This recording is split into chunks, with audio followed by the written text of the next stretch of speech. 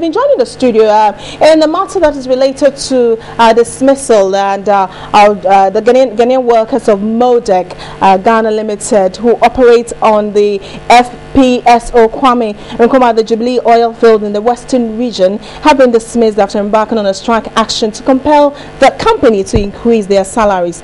The workers said they were paid between 2,500 and 3,000 cedis per month, while their expert workers received an average of about 5,000 to 10,000, even though they do same work on the FPSO. MODEC Ghana is, of course, an limited offshore facility development and construction company that designed and constructed the FPSO Kwame Nkrumah Jubilee oil for the Jubilee partners. And MODEC Ghana described the strike by the local workers as illegal and claiming it was not given prior notice. The workers who were given dismissal letters on Monday were made to sign an MOU with the company in anticipation of the final deliberation on Wednesday. But the Ghana Transport, Petroleum and Chemical Workers Union of the TUC, Francis Salah, has demanded the immediate recall of dismissed staff of MODEC and managers of the production company, production platform FPSO Kwame Nkrumah. So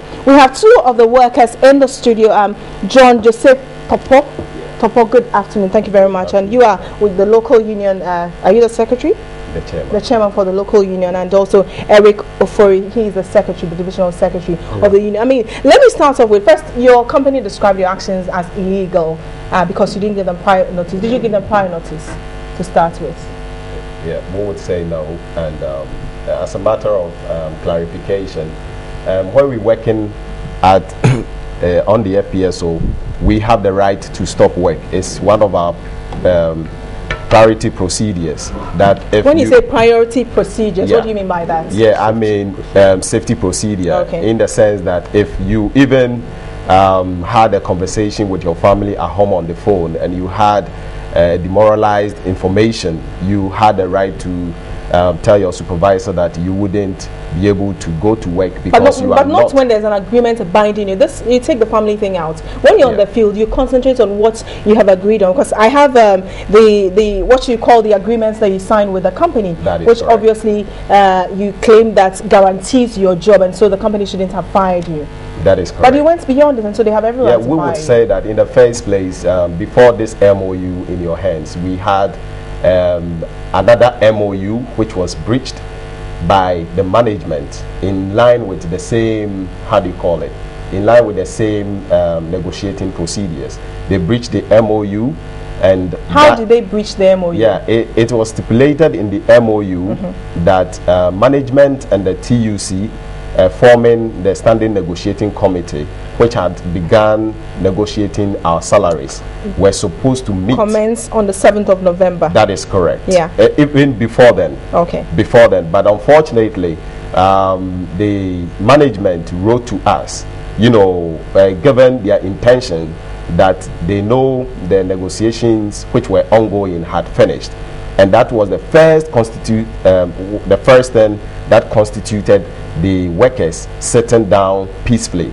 And we, in our term, as the offshore procedures apply, we call it safety action, precautionary action, because nobody went on the plant to, you know, chant war songs or carry placards. But your strike was because you were not happy with the way you. Yeah, we didn't strike, and we wish that you would refrain. Okay, what were you doing? You just laid down your tools. We took a precautionary action to lay down. Were you under any danger? We weren't under any danger. So, because you mentioned that you take the precautionary, what's the word? Precautionary action. That is correct. When you feel one, it's a safety procedure, right? So that's why I'm asking if you were in any danger. Yeah, we were. Yeah, because as you know, the Labour Act enjoins parties which are negotiating to negotiate in good faith. But we realized that our management was not showing that characters as you know, to be determined to be of good faith, for them to breach an MOU which had been signed, that we needed to sit down and consider a salary structure. And it will marvel you, maybe the public don't know, for a company which is incorporated and operating all around the globe to come to Ghana in 2010 and came with no structures You understand? So they don't have. I'm sure every company has a I'm not speaking for them, but I want to come to you. How do you know that salaries are supposed to be confidential, but for some reason we know that you take between 2,500 and 3,000 cedis? How do you know that the experts are being paid $5,000 to $10,000? And if they are, how is that your business? They are experts. They're supposed to be paid different. Yeah, I would want to react to that question before Eric. What is happening is it alludes some of us who have the marine background to say that salaries are confidential. In the marine and oil sector, salaries are not confidential. Because salaries are confidential anywhere in the world. Yeah, what is happening is I have a document which internationally has been captured, that before you know, if one is employed on a facility like the FPSO, if one is employed on the FPSO, for instance, salaries are promulgated, listed for you to know who takes this amount, who takes such and such amount. And so in the marine field, our salaries are not confidential. That's pegged at grade. So you know that if this person is on this grade, those on that grade receive a certain line. That's what you're trying to say, right? That is not correct. Designations, ranks. For instance, on the FPSO, we and have that's exactly what I'm saying. I'm saying that if you're graded, so if you are designated to A, B, C, whatever, on that line, all those on that line are supposed to receive a certain value. And you're saying you don't have that? Yeah, we don't have that. So what our company hasn't got.